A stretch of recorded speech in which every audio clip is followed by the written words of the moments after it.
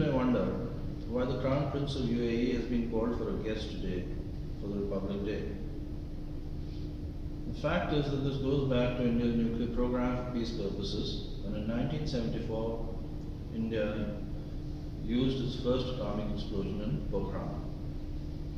This program, which was meant to develop nuclear power plants and nuclear energy for peaceful use in the nation, was severely criticized by Pakistan, and India came in for a lot of international isolation at that time. The only country that stood by India at that time was UAE. And the present prince's father was the one to issue a letter stating to the international community that nuclear energy should be developed for peaceful purposes everywhere in the world. Surprisingly, this came from an energy-rich country which had major oil reserves and a major interest in preserving the petroleum lobby's hegemony over the world's energies. This is what makes UAE unique.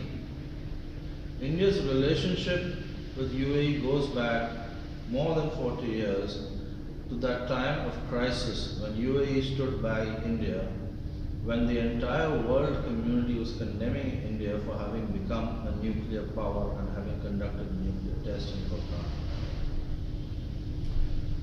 It was much later that India even explored the possibility of using nuclear energy for military purposes.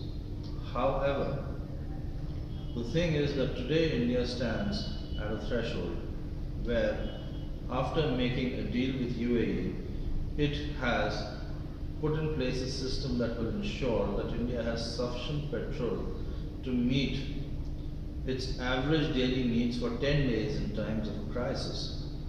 Not only that, India knows that this country stood by it during the time of the Pokhran crisis.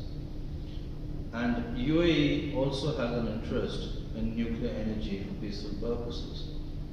The nuclear program of India goes hand in hand in its friendship with UAE, and hopefully this friendship will last a long, long time.